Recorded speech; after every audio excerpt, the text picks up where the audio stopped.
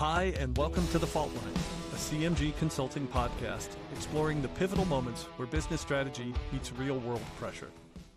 Welcome back to The Fault Line. Kim Scribner here today, missing our partner, co-host Gary Lancina, but we've got two amazing guests here today joining us. Fault Line is where we like to bring smart people together to discuss practical ideas for your organization. And today I've got Kathryn Janicek and Aniela Larson with me. And I'll pass it to Kathryn first to do a quick intro of herself before we introduce our topic.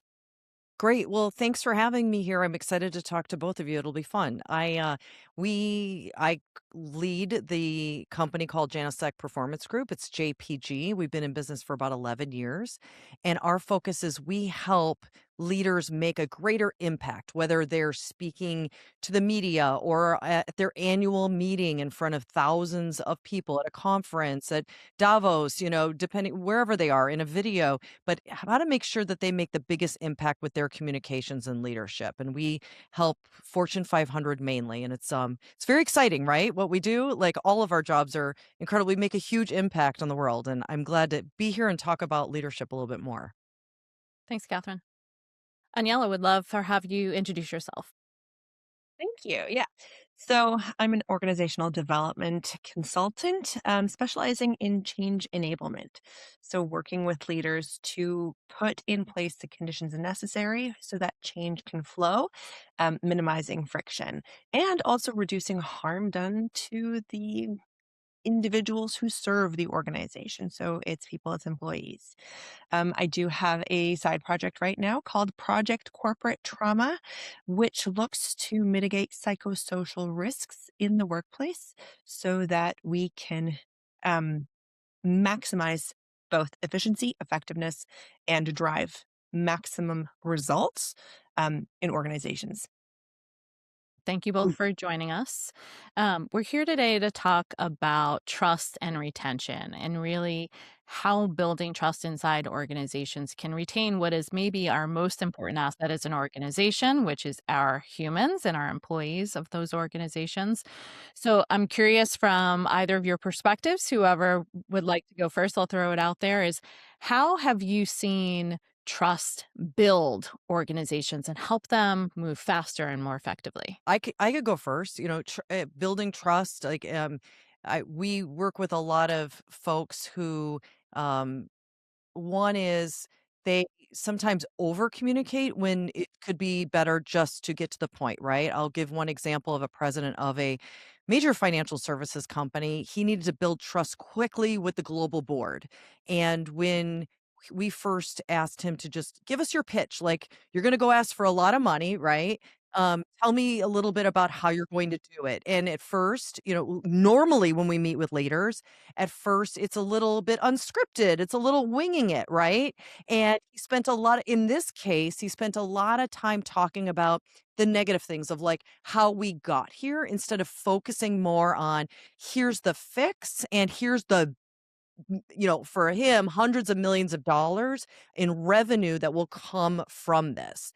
And we spent, sometimes, it takes weeks to fix the slide deck and bring it, a long talk into like a 5-minute pitch quickly, because that's all a global board really has or wants.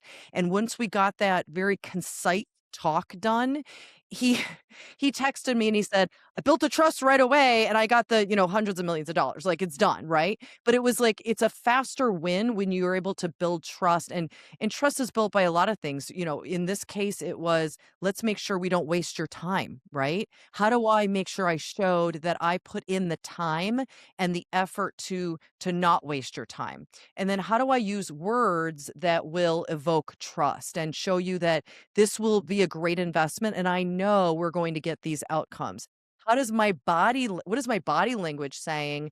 Make sure to evoke trust, right? We've all seen that done not so great. But that's why we have people rehearse in front of us, like physically in person, because just going through your deck isn't going to win the trust of whoever you're talking to. And then vocal tone. How do I make sure I don't look frustrated or nervous or scared? And I show that positivity in my vocal tone that says, yes, we need to give you the money and we believe that, we trust you that you're going to give us the outcomes that you're saying you're going to give us. Yeah, I love the body language piece. And the reason why that evoked from me such a yes like reaction is early in my career, before I was a leader of people, I once had a leader of mine say that I was no longer allowed to sit in the front row of when he was doing like town hall presentations because my facial expressions made him feel like he was like I could tell if he was lying or saying something that was untrue, right? And so I think sometimes leaders can give away the house if they say too much information, and they're probably seeing that in the audience's reaction to what they're saying. So love the body language call out there. Aniela, what about your experiences there? In terms of how organizations or leaders can build trust really Yes. effectively.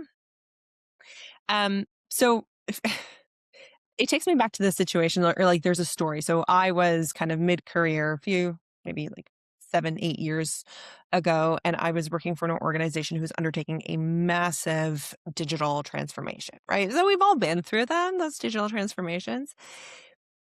Really big scope, not a lot of resources. What worked in that organization to build trust really well was leaders actually saying, okay, and I know this is overplayed, but they would say, trust us. And they wouldn't just say, trust us. They said, please trust us. We are telling you, we acknowledge we're building the plane while we fly it. And this is what we know, and this is what we don't know. So there was a lot of transparency, but transparency that was delivered with compassion and almost like the what's in it for you. Like, why are we telling you this? And having that focus on, to Kathryn, to your point, on the audience, like what's important for us to know and how does our behavior back up that talking point? They did that really, really well. And what they saw was employees commit more time. We had greater productivity than other organizations that I've been in where that wasn't done well. So I think there's a really big impact of communicating effectively, not just by our words, also by our behaviors, our actions, and showing care for the people on the other side. I think the two examples that you both shared are communicating in different directions, right? So in Kathryn, the example you shared, there's a communication up. I need a lot of money and I'm communicating to my board as a leader of an organization. And in Yala, you're talking about communicating down to help bring the people along in a change that you're asking for. I'm curious, Kathryn, from your experience when you're working with leaders, how do you kind of coach them to pivot that up and down, right? Because there's different things in it for those two audiences. Yeah, yes. And we all know like how important it is to change your message depending on the audience, right? So this message was different when he went and released it to his team. Like once it was approved, or even the pitch internally, the socialization of this is different to the people than what, he was going to do to the board. So every communication, every time you need to make impact, you have to think about who am I speaking to? What do they want from me? And what do I want from them? Like, what do I want their call? What's my call to action? What action do I want them to take? Because it's very different for every single audience member. And that's why, when we do public speaking coaching, it's very different than media training. It's very different than training to speak at the global board or your board. It's very different than speaking on a stage at an industry conference. It's different than speaking on a stage in front of your 2,000 employees. So every single one, we actually rewind when people come to us. We'll have a, Fortune 500 head of digital or, whatever it is. And we start with who's in the audience, who exactly, every title, how many people, give me the entire demo and what do they want? And it starts making them think as a leader, what do they need from me to communicate and what do they want? And then also we sometimes forget about like our own call to action, making sure it's very concise and clear, because sometimes leaders will say, well, they didn't do what I wanted in Q1, well, we got to repeat it for Q2. It's like, were you clear, right? Were you clear in your messaging? Did you repeat it many times? Did you say it in different ways? Did you give it to them in a video? Did you have it in a text? Did you, if you did you explain it on LinkedIn, right? Because did you do it in an email also?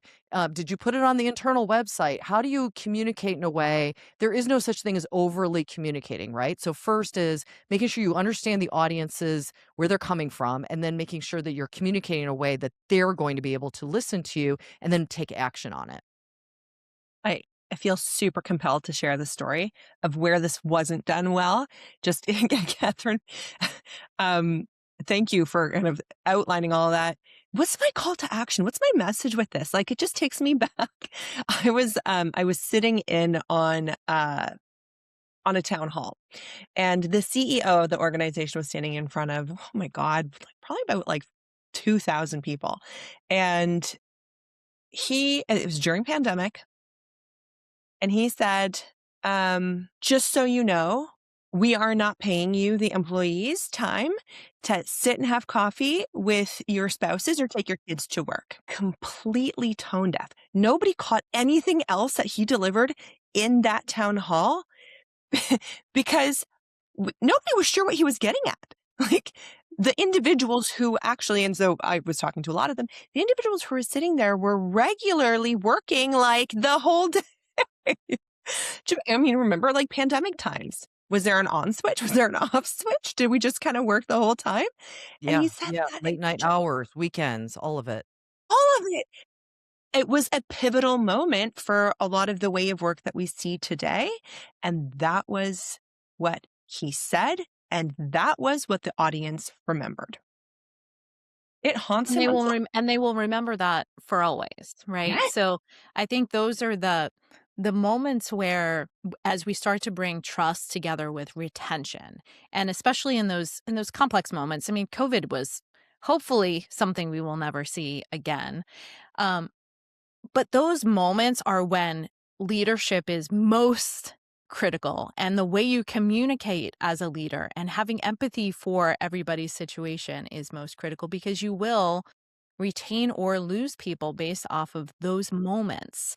They're very small moments in time when you can feel like you are putting yourself as an employee into the trusted hands of somebody who's guiding the ship of the organization. And go ahead, Kathryn.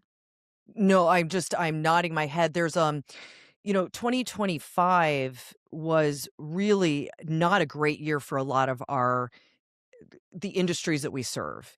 And 2026 doesn't look to be much different for some of these folks in certain specific industries where, especially where tariffs hurt them. It's in the interest rates. They are dependent on interest rates, et cetera. And there is a boss, a leader, a CEO who announced this week that he wasn't giving people bonuses because of the fact that the industry was soft and they didn't make the money, right? The economy was soft and they didn't make the money that they needed to. But I was told this by a competitor, and I was thinking immediately, I'm like, right now, you've taken the winds out of their sail, and this is going to be a really tough year for your industry. So if you wanted to like rev them up, you did the opposite, right? You're going to see quiet quitting. You're going to see people leaving, going to the competition, because for whatever, couple $100 million or whatever, you have just taken the wind out of people. You've taken their breath away.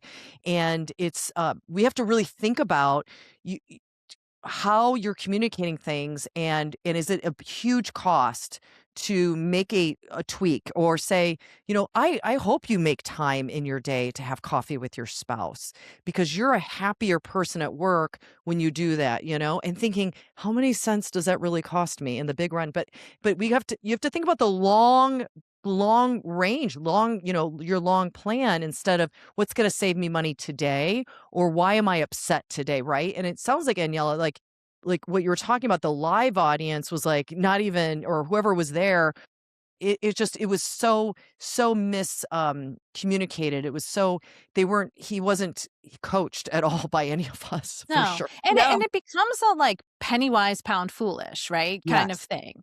Right. So if when you think about motivating factors and leading organizations, bringing clarity, accepting responsibility in some of those cases, right? Holding people accountable to the right things, results, and not like the hours that they're working.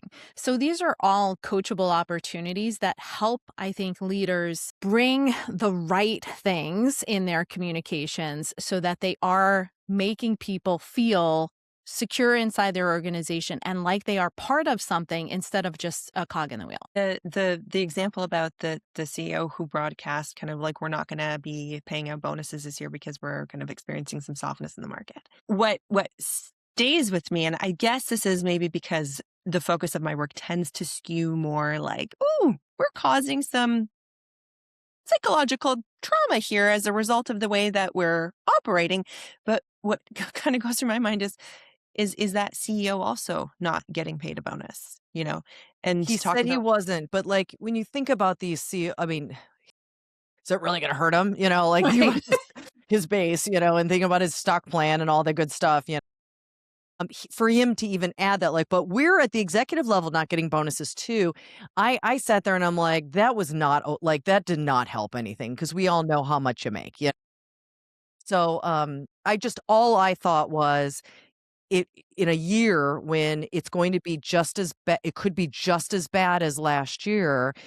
You really you made people feel like they weren't like in your, safe, right? They weren't safe. Mhm. And Yeah. are they really going to go to war for you when you just unexpectedly took, for some people, half of their salary away, right? Yeah. And when we think about like some of the industries that we tend to focus on on the CMG team is we focus in the healthcare space, right? And a lot of our healthcare clients have a research mission as part of their organization. And so hit very hard, right? 2025, 2026, we don't know what's going to happen. We have to be conservative, but there's a way to communicate that as a leader that says, scientific research is important to us. We are going to fight the good fight. It is not going to impact you as individuals, but we are going to solve it together as an organization, right? That's the kind of messaging that leaders need to stand on a stage or whatever their communication method is. And I think sometimes when we talk about the word safe, just to kind of call this out for a second, because I know I've gotten into many debates with leaders of, well, it's not my job to make somebody feel safe. We're not talking about making sure they don't get hit by a car while they're crossing the street. We're not talking about like their safety in their home, but we are talking about your corporate responsibility to make the people that are in your umbrella understand enough information so that they can make the best decisions for them, right? And they can't do that if you're not providing the information. And I think that's where the lack of safety comes is in the unknowns. And if you don't have that trust in knowing that you're being told as much as you can, yes, information is, carried at different tiers, but sharing as much information as they can so that people can actively make a choice of whether they want to be part of that organization or do something somewhere else. safety is the base factor that enables trust.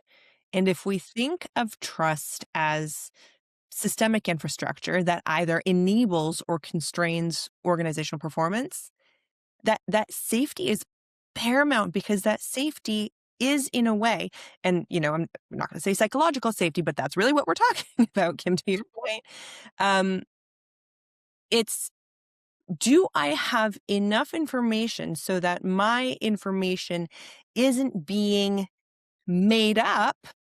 Am I filling in the blanks? Am I telling myself a narrative that isn't true because I don't have enough to go off of? And our brains do this really phenomenal thing at filling in the blanks.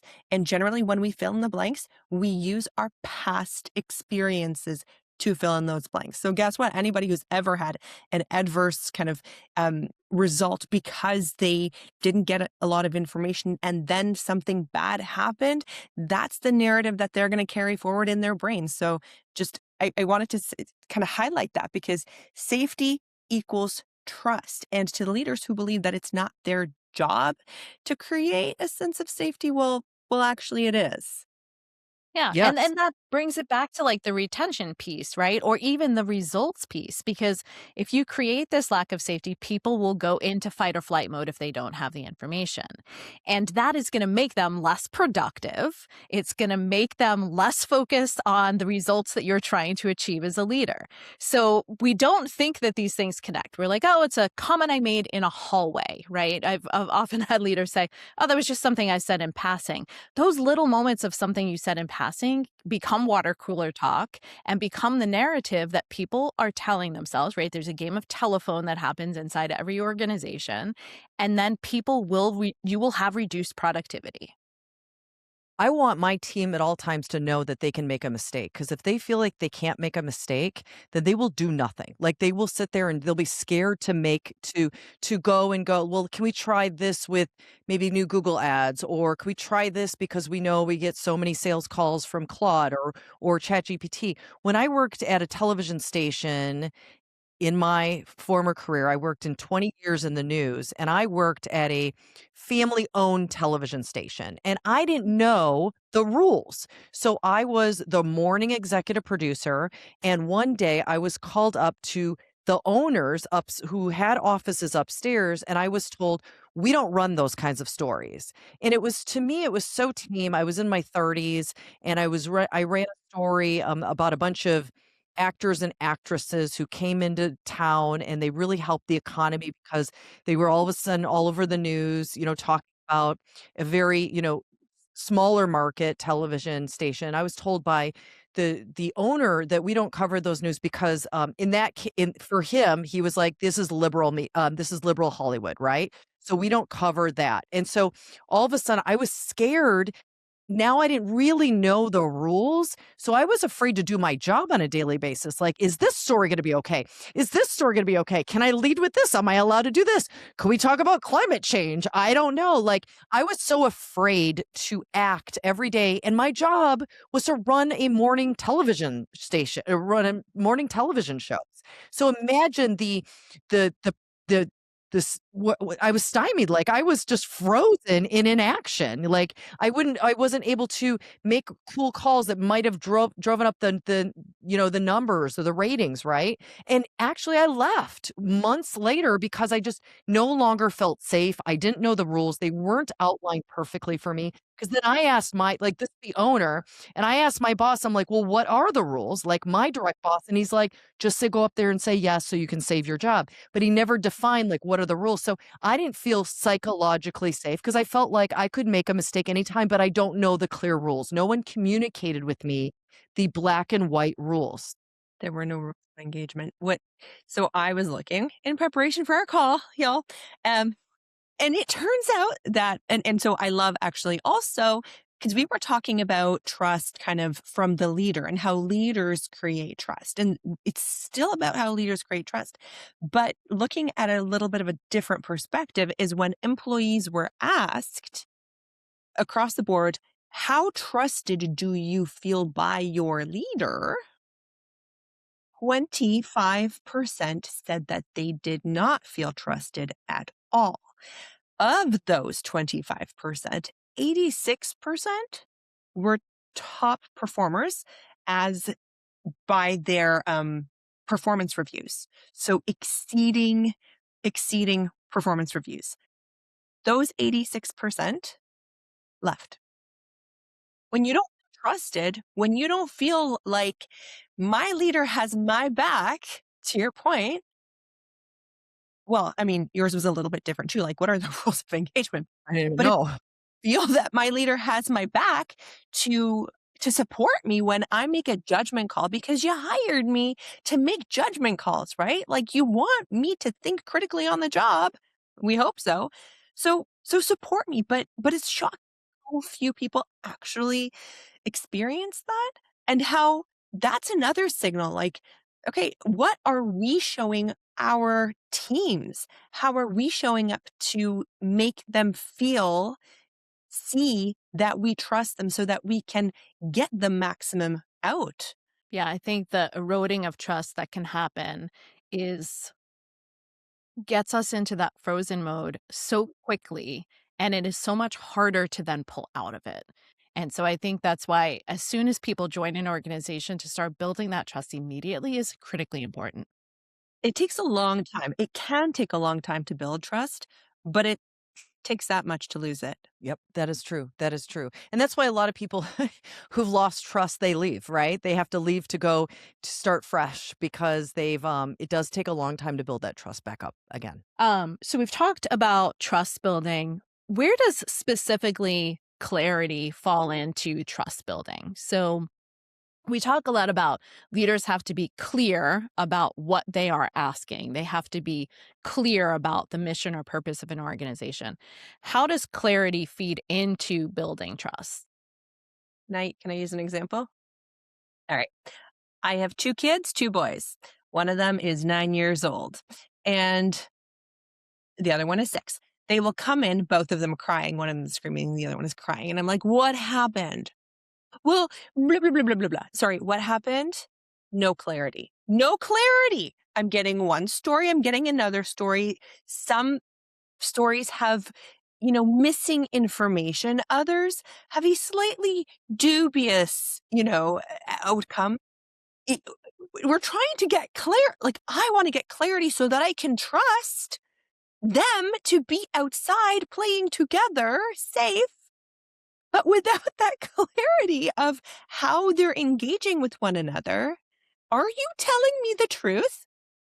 Because if you're not telling me the truth, do I look like, it's this, you need to give enough information in a way that is concise, that doesn't blur over certain details in order to build that trust.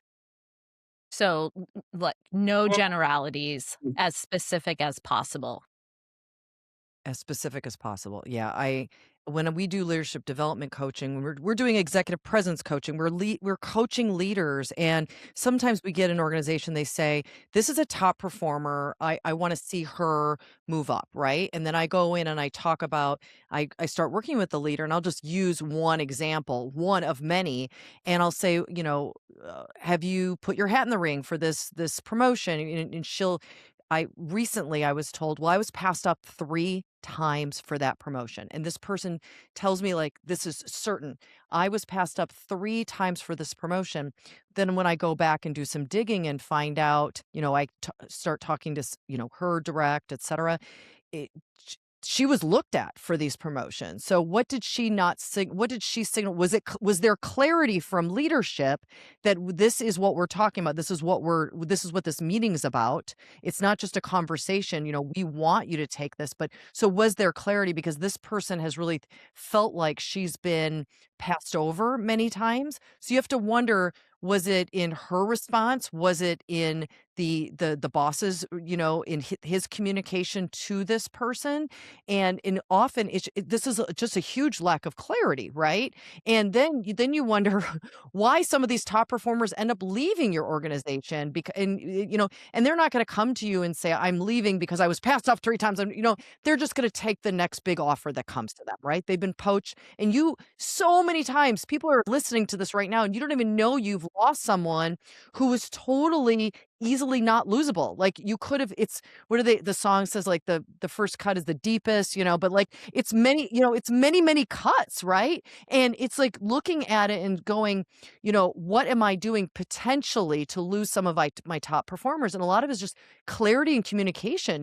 They say hundreds of millions of dollars are lost every year inside of companies when there's not a clear communication, and it comes from all levels. And there's tons of research on that. And a lot of times we think we're communicating when we're really not communicating. Yeah. And over time so I'm gonna reflect on 2 things you said. One is, like, a couples therapist will tell you it is not the socks on the floor that created the argument for the couple. It's the pile of socks on the floor that accumulated over years that created an issue for the couple, right? Same thing in the corporate environment. It's that one thing.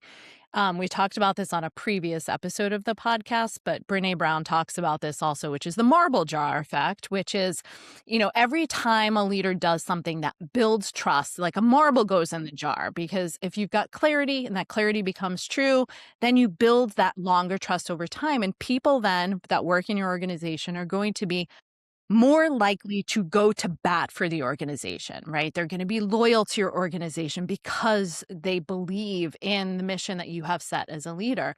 And that's what we need. We need people to do all of the things that we're trying to accomplish as organizations. We cannot do it without them. And so we have to build that trust, maybe one marble at a time. Well, ladies, I have really enjoyed the conversation here with you today. We've covered a lot of topics in terms of just building clarity as leaders, making sure that we've got tone of voice, we've got facial expressions, we've got brevity when it makes sense, that we're changing our message, whether we're talking up or talking down in an organization, depending upon our audience, and making sure that we're considering what's in it for them. This has been a brilliant conversation, and thank you for joining me here today on The Fault Line.